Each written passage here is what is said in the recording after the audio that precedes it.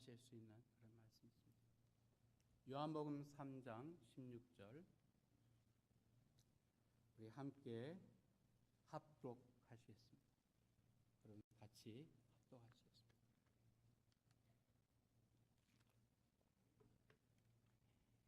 하나님이 세상을 이처럼 사랑하사 독생자를 주셨으니 이는 저를 믿는 자마다 멸망치 않고 영생을 얻게 하려 하심이니라.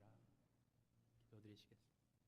오늘 편견 없는 믿음, 이런 제목으로 요한복음 3장 16절 말씀을 같이 상고해 보도록 하겠습니다. 여러분 다 아시는 말씀이라 사실 말씀 전하기가 쉽지는 않습니다.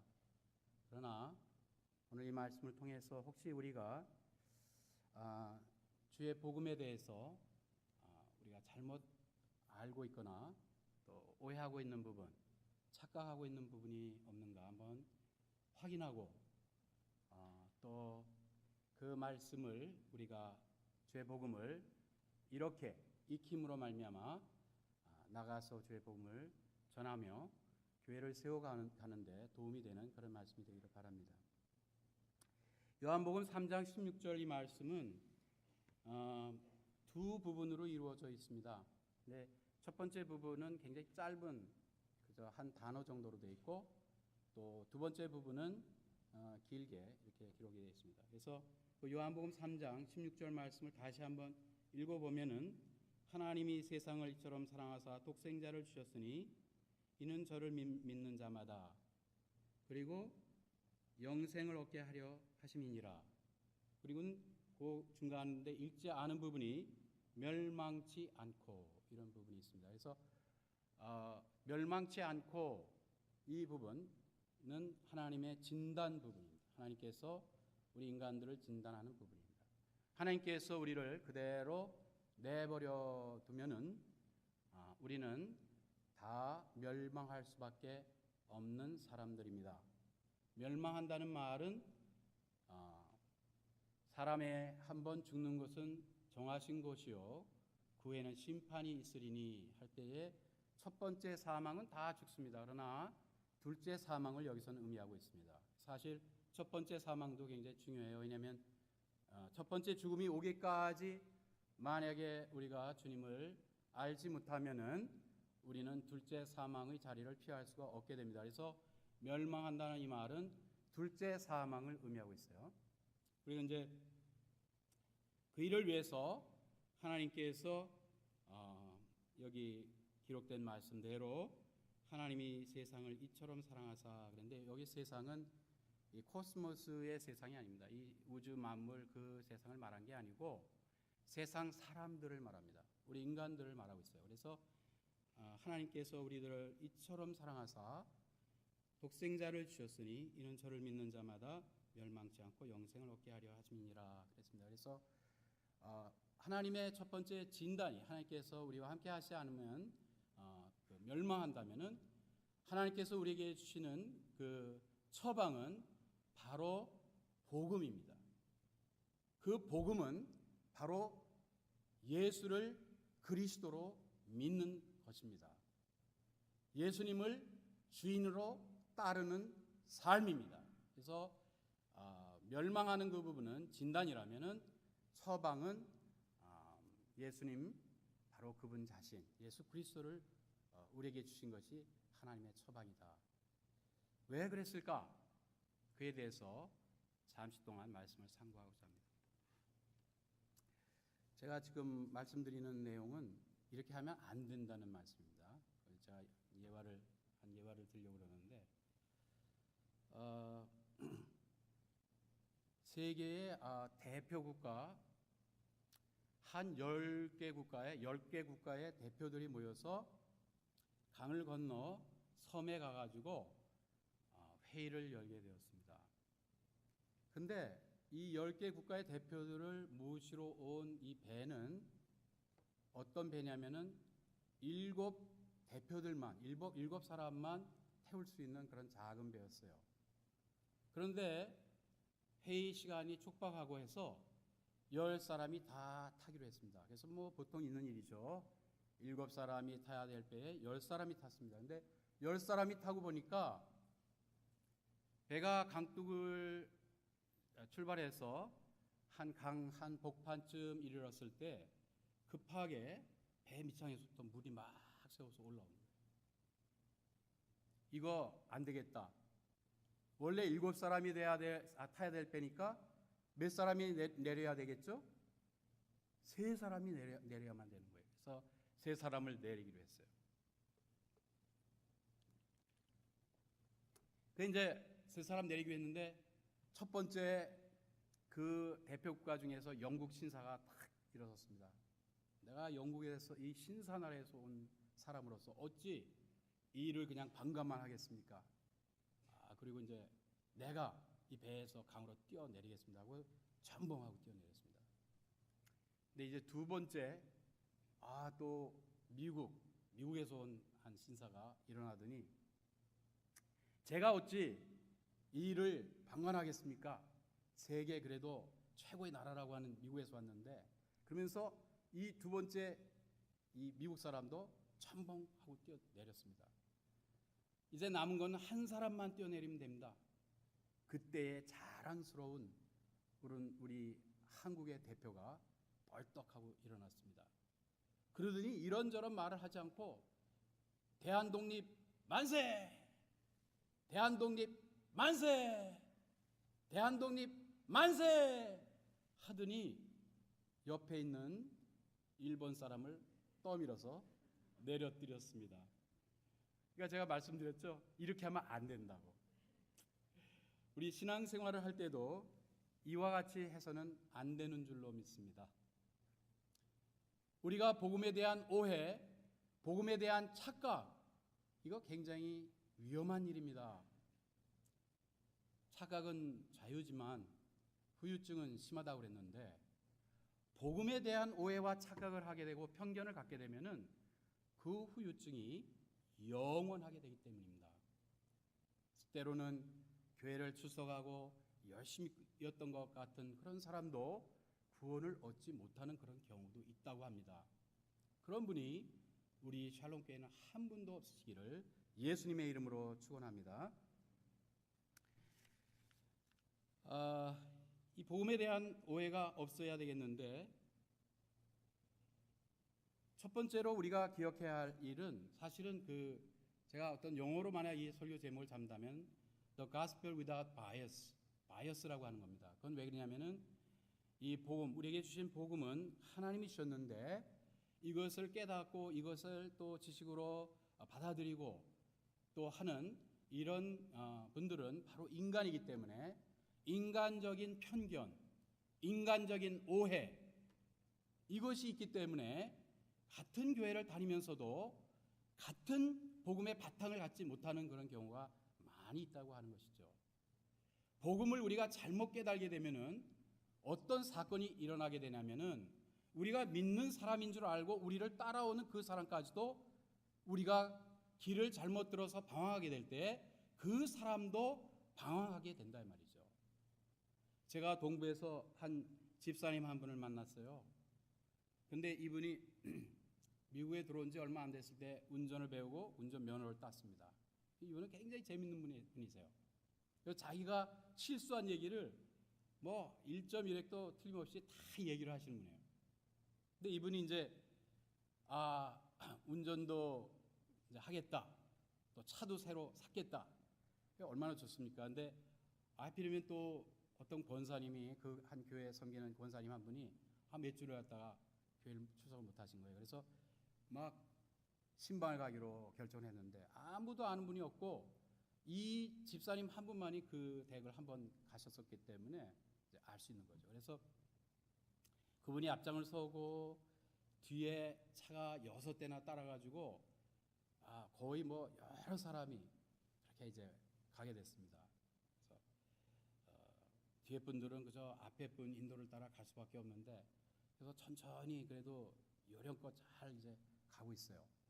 그러니까 차가 너무 밀리면 또 오른쪽 레인으로 가면 전부 오른쪽 레인으로 또 왼쪽 레인으로 가면 왼쪽 레인으로 이렇게 하면서 7대의 차가 쫙 가고 있습니다. 근데 한참 달리다가 보니까 권사님 댁이 기억이 안 나는 거예요. 엄청나게 많이 달렸는데 도대체 아무리 찾아도 전에 내렸던 것 같은 그림이 나오질 않는 거예요. 야, 이거 큰일 났다. 이거 나만 틀리는 게 아니라 나 뒤에 오는 사람들까지 다 틀리잖아요. 그러니까 그래가지고 그냥 야, 이거 다른 사람들은 포기하고 가게 해야 되겠다 이런 생각을 갖고 막 페달을 밟아가지고 열심으로 막 달리고 요리 들어가고 조리 들어가고 차 사이로 막 그렇게 지금 가고 있습니다. 그런데도 6대가 다 따라오지 않지만 한 2대가 자기 뒤를 따라오고 있는 거예요. 그냥 젖 먹을 때 힘까지 다 해가지고 있는 대로 페달을 밟았어요. 하고 페달을 밟고 막 달렸어요. 그래서 한참 달리다가 뒤를 보니까 백밀러에 아무 차도 따라온 차가 없었던 거예요. 이야, 이제야 살았구나. 그러고 내렸어요. 일단 내려야 되니까 내렸는데 내려서 보니까 자기가 도대체 알지 못하는 그런 곳에 고장에 와 있는 거예요. 그래서 내려서 여기저기 편의점에 들어가가지고 물어보니까 한 주를 지나고 그 다음 주, 그러니까 2주째나 지나가지고 그 주에서 내린 거예요. 우리가 만약에 주의 복음을 바로 깨닫지 못하면은 그와 같은 불상사가 일어날 수 있다는 거예요. 아멘이십니까? 그래서 인간적인 복음에 대한 그 이해의 바이어스, 편견, 복음에 대한 잘못된 믿음을 우리는 고쳐야만 되는 것이죠. 인간의 문제가 참 많지 않습니까? 네. 인간의 문제는 단순히 죄의 문제만이 아니고 인간의 문제는 죄인의 문제입니다. 다 같이 한번 해보십시다. 죄인의 문제. 죄인 된 거예요. 단순히 죄가 들어오기만 한 게 아니라 죄가 들어옴으로 말미암아 인간이 죄인이 된 게 문제다. 사람들은 그래서 하나님과 사람이 달리 생각하는 부분이 있다. 사람들은 자기가 죄 짓는 현장에서 붙들렸을 때 죄인임을 시인하고 내가 죄를 지었으니 나는 죄인이라 그렇게 생각합니다. 그러나 하나님께서는 어떻게 말씀하시냐면 내가 통째로 죄인이기 때문에 죄를 짓는 것이다. 그렇게 말씀하고 있습니다. 사람은 자기의 양심과 자기의 기준에서 어긋나면 죄라고 생각합니다. 그러나 인류가 타락한 이래로 죄를 짓고 타락한 이래로 인류의 수만큼이나 많은 그런 다른 양심들이 존재하게 되는 것이죠. 어떤 사람들은 어떤 부분에서는 잘하지만 어떤 부분에서는 못하고 이런 양심의 그런 바이어스가 편견이 생기게 되는 것이죠. 그런데 이 하나님께서는 인간이 누구의 기준에서 벗어나면 죄인이라고요? 인간의 기준에서 벗어나서 죄인이 아니고 절대적인 하나님의 기준에서 벗어나서 죄인됨을 말씀하고 있는 것입니다. 그렇기 때문에 그대로 놔두면 멸망할 수밖에 없는 것이다. 그대로 놔두면 멸망한다. 필시 그대로 놔두면 멸망한다. 그래서 하나님의 심판의 방법은 허랑방탕하고 하나님을 떠나 사는 그 사람을 그대로 내버려 두는 것입니다. 그냥 내버려 두는 그것이 하나님의 심판의 이 세상에 사는 동안은 하나님의 심판의 방법이라는 것을 우리가 꼭 기억을 해야만 됩니다. 내가 생각할 때 이 정도 죄를 졌으면 하나님이 벌하실 만도 한데 아무 일도 없다. 바로 그것이 하나님의 심판입니다. 하나님이 간섭을 하시고 그렇게 하면 안 된다. 그 길로 가면 안 되느니라. 꿈이나 어떤 모양으로든지 말씀을 통해서든지 여러 모양으로 하나님 말씀하시면 그 하나님의 그 간섭이 우리에게 후원이 되는 것을 믿으시기 바랍니다. 할렐루야. 그래서 우리가 주의 복음을 깨달아야만 할 필요가 있어요. 그리고 주의 복음이 우리의 몸에 배어야만 하는 것입니다. 복음은 말로만이 아니라 우리의 삶을 통해서, 우리의 태도를 통해서, 우리의 형제 간의 사랑을 통해서, 교회가 교회로 더불어 사랑하는 것을 통해서, 오늘날 지역사회의 부흥이 일어나지 않는 이유는 교회와 교회가 분리되어 있기 때문입니다. 우리 한국교회에 큰 부흥이 일어났던 이유는 그 한국교회에 들어오신 선교사님들과 한국교회 대표들이 한국교회의 부흥을 위해서 한마음 한뜻해서 교단을 초월해서 저들이 기도할 때 한국교회 초대교회와 같은 놀라운 성령의 풀의 역사가 일어났던 것을 우리는 기억해야 될 줄로 믿습니다.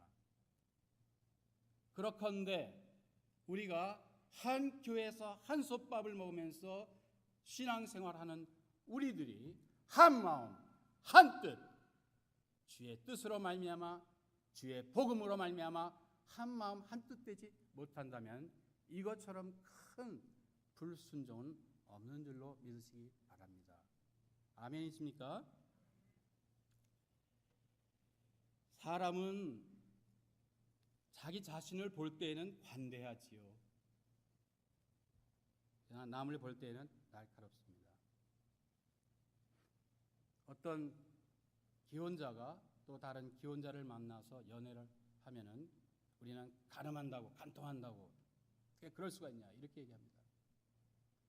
그러나 내가 그렇게 할 때에는 이거는 로맨스라 이렇게 얘기를 합니다. 그래서 우리 인간이 자기 자신을 볼 때는 엄청나게 관대합니다. 여러 가지 분야에서 그렇습니다. 어떤 한 분야만 그런 게 아니에요. 그러나 남을 볼 때는 날카롭다 말이죠. 그러나 하나님께서는 편견 없는 기준을 가지시고 인간을 보고 계십니다. 인간을 편견 없이 하나님의 말씀에 비추어 보게 되면은 이런 말씀의 결론을 갖게 됩니다.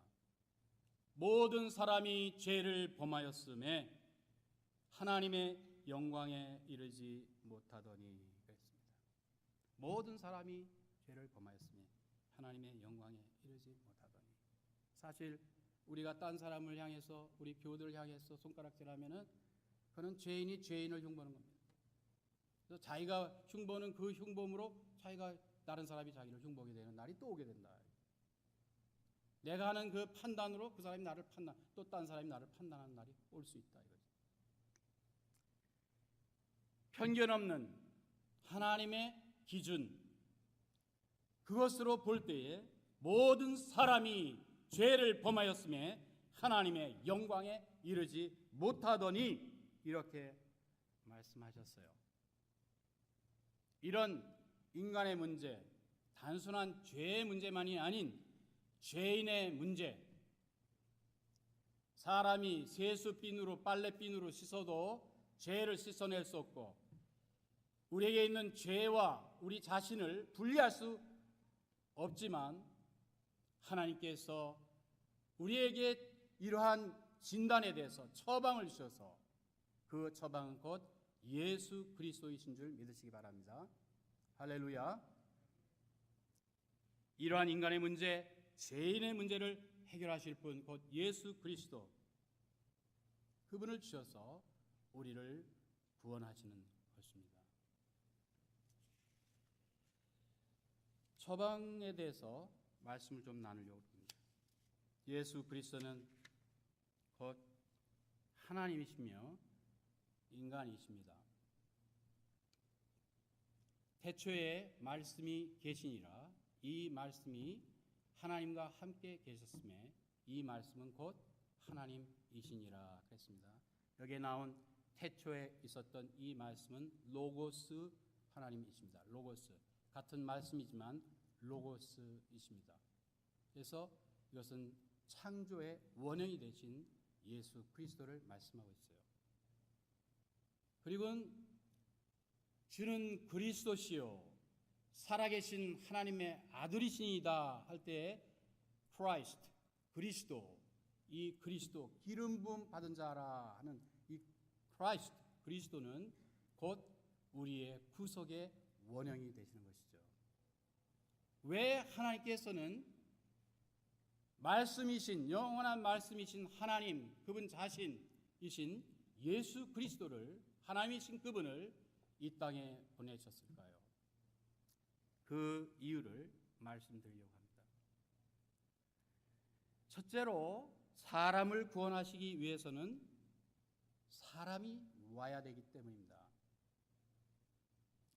말씀이 육신이 되어 우리 가운데 거하심에 우리가 그 영광을 보니 아버지의 독생자의 영광이요 은혜와 진리가 충만하더라 그렇게 말씀하셨어요. 사람을 구원하시기 위해서 사람으로 오셨다.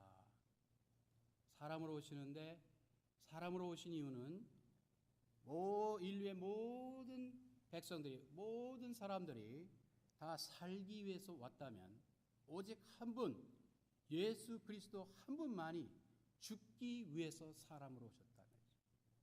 죽기 위해서. 두 번째로 사람으로 오신 것은 사람의 죄값을 치르시기 위함이었습니다.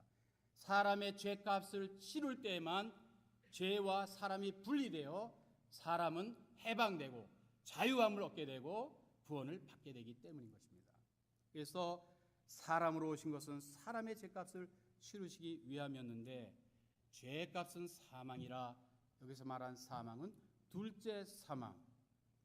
그러나 주님께서는 십자가를 지시고 죽으시기 위해서 구약에서 예언된 대로 또 신약에 와서 주님이 성취하신 대로 십자가를 지시고 죽으시기 위해서 이 땅에 오시게 되신 것이죠. 우리 인간이 죄를 짓고 죄를 보게 됐을 때 하나님께서는 죄를 짓자마자 우리 인간을 위한 그 처방, 해결책을 마련해 주셨어요. 그것이 바로 원초적인 복음이라고 할 수 있는 창세기 3장 15절 말씀입니다. 이것은 죄를 짓고 또 죄를 짓게 한 마귀, 곧 옛 뱀을 향해서 하신 말씀 가운데 그 내용이 들어있는데 창세기 3장 15절에 내가 너로 여자와 원수가 되게 하고 너의 후손도 여자의 후손과 원수가 되게 하리니 여자의 후손은 내 머리를 상하게 할 것이요 너는 그의 발꿈치를 상하게 할 것이니라 하시고 하셨습니다. 그래서 여기에 이 세 번째로 여자의 후손으로 오셨어요. 왜 그러냐 하면은 남자에게는 오직 남자에게만 영적인 유전력이 있단 말이죠. 그래서 김 씨가 김 씨를 낳는 거예요. 박 씨가 박 씨를 낳는 거예요. 이 씨가 이 씨를 쭉 그 씨. 그래서 바로 남자에게 영적인 죄의 유전력이 있기 때문인 거죠. 그래서 예수님은 동정녀 마리아 그 처녀 잉태하셔서 성령으로 말미암아 처녀로 잉태하셔서 인간의 피를 갖고 인간의 죽음을 죽을 수 있으시되 죄는 없이 탄생하기 위하여 동정녀 마리아를 통해서 성령으로 잉태되어 탄생된 것을 믿으시기 바랍니다. 할렐루야. 오늘날 옛날에는 굉장히 전통적이고 보수적인 그런 교단 신학교나 또는 그런 신학교들이 굉장히 우리가 이 근처에도 알고 있는 그런 굉장히 유명한 신학교 이런 거 비난합니다. 그만큼 신학부터 타락을 하고 있어요. 말씀부터 타락을 하도록 마귀는 사주를 하고 있죠. 사람으로 오시되 여인의 후손으로 오심은 죄가 없이 나시기 위하심입니다. 그래서 동정녀 마리아로부터 탄생한 우리 사도신경의 그 신앙 고백의 내용을 믿지 않으면 구원이 없는 거예요. 근본적으로. 인간의 어떤 행위로도 스스로 죄를 할 수 없는 것. 인간의 어떤 행위로도 스스로 죄를, 인간이 스스로 무엇을 하는 그 자체가 원죄의 내용입니다. 인간이 하나님의 끌림을 받지 않고 마귀의 끌림을 받아 죄를 짓게 된 그 내용, 스스로 한 그것이 바로 원죄의 내용이기 때문에 인간 스스로는 인간의 죄를 없이 할 수 없고 씻을 수가 없단 말이죠. 그래서 하나님께서 독생 성자 예수 그리스도를 여인의 후손으로 오게 하셨어야만 되는 것이다. 이 세상에 많은 양보가 있지만 이거보다 더한 양보가 없습니다. 하나님이신 그분이 피조물인 인간에게 오셔서 인간의 창을 받으시고 못을 받으시고 가시체를 쓰시고 손과 발이 다 못에 박히시며 십자가에 운명하시기까지 하신 이것은 말할 수 없는 하나님의 수욕이신 것입니다. 하나님께서 이와 같은 수치와 수욕을 마다하지 않으신 것은 바로 나를 위하여, 바로 여러분 한 분 한 분을 위해서 그와 같이 하셨다는 것을 우리는 알고 그분의 그 은혜를 인하여 감사를 드려야 마땅할 줄로 믿습니다. 죄를 없이 하려면 죄의 값을 치러야 하는데 피 흘림이 없이는 죄 사함이 없다 했습니다. 히브리서 9장 22절에 피 흘림이 없은즉 사함이 없느니라. 그런데 사람이 진 죄이기 때문에 짐승의 피를 흘림으로 인간의 죄를 없이 할 수는 없는 것입니다. 황소와 염소의 피가 능히 죄를 없이 하지 못한다 했습니다. 인간의 어떤 다른 방법, 인간의 어떤 다른 종교로도 스스로 만들고 스스로 하는 모든 행위와 어떠한 종교로도 인간의 죄를 없이 할 수 없다. 인간의 죄를 위하여서는 사람이 피를 흘려야만 된다. 이러므로 한 사람으로 말미암아 죄가 세상에 들어오고 죄로 말미암아 사망이 왔나니 이와 같이 모든 사람이 죄를 지었으므로 사망이 모든 사람에게 이르렀느니라. 그래서 인간의 죄를 위하여 인간이 피를 흘려야 하는데 죄에 있는 인간이, 죄가 있는 인간이 다른 사람을 위해서 죽는다 하더라도 그 사람은 그 다른 사람을 위해서 죽는 것이 아니고 누구의 죄로 인하여 죽는 것이에요? 자기의 죄, 그 죄를 지고 죽는 것입니다. 그래서 죄 있는 다른 사람이 죄 있는 나를 위해서 또는 여러분 한 분 한 분을 위해서 죽어도 아무 소용이 없어요. 인간의 죄를 없이 하려면 죄 없는 분이 의인이신 예수 그리스도께서 대신 죄인을 대신하여 죽어야만 하는 것이죠. 우리는 사실 어떻게 보면 부활 그쪽을 향해서 막 나가지만 우리 주님이 오셨을 때 주님은 내 때가 아직 이르지 아니하였느니라.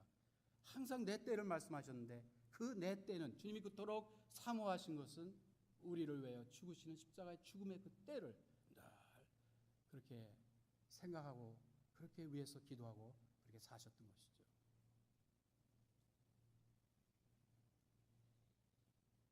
죄 없는 예수님, 죄를 가지고 태어나지 않은 의인으로 태어나신 예수님이 우리의 죄를 지시고 죽으셨어요. 근데 원래 의인은 죄가 없다면 죽을 수가 없습니다. 의인이 어떻게 죽습니까?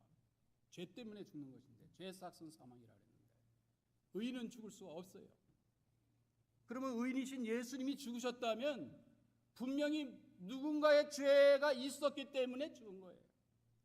예수님 죄 없지만 예수님이 어떤 죄를 품었기 때문에 죽으신 거예요.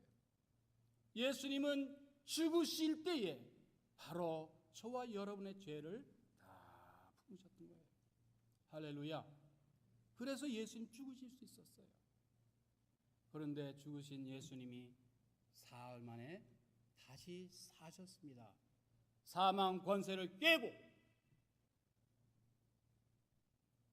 사망의 권세 잡은 자 마귀의 머리를 치시면서 주님이 부활하셨습니다.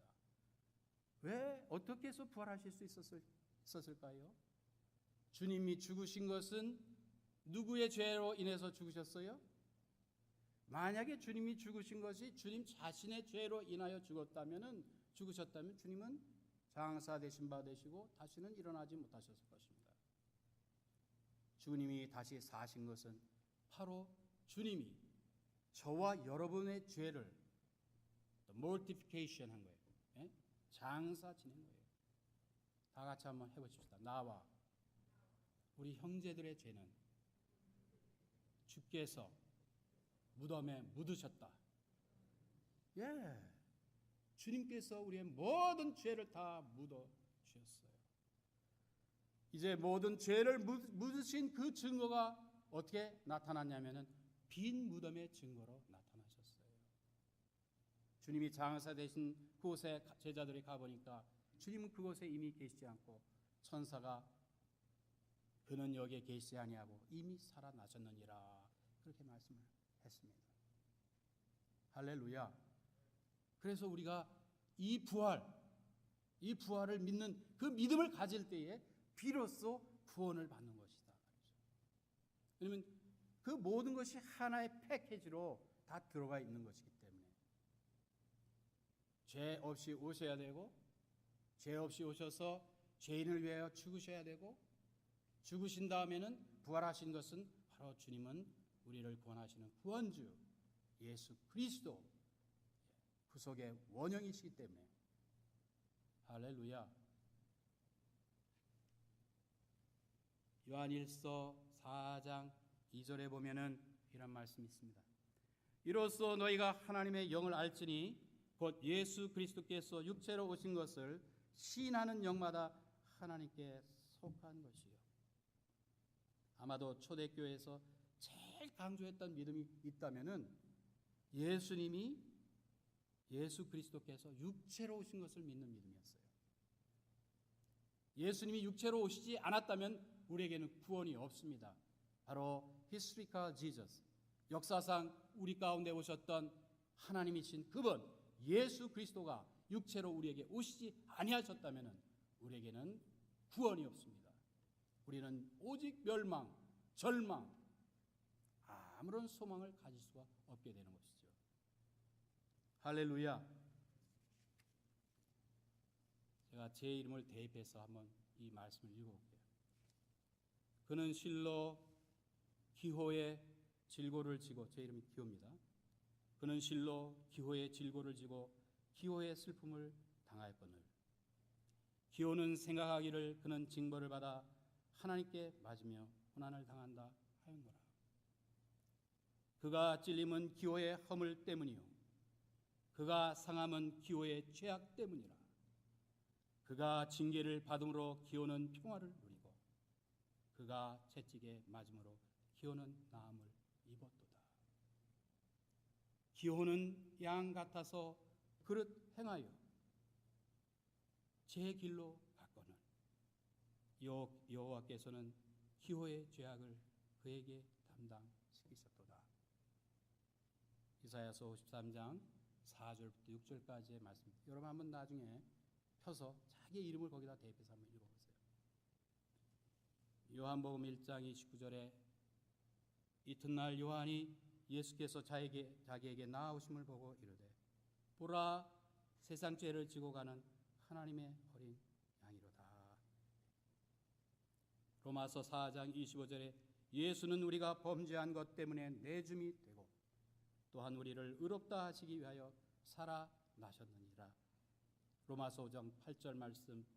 우리가 아직 죄인 되었을 때 그리스도께서 우리를 위하여 죽으심으로 하나님께서 우리에 대한 자기의 사랑을 확증하셨느니라. 할렐루야. 우리 주님께 기도드리겠습니다.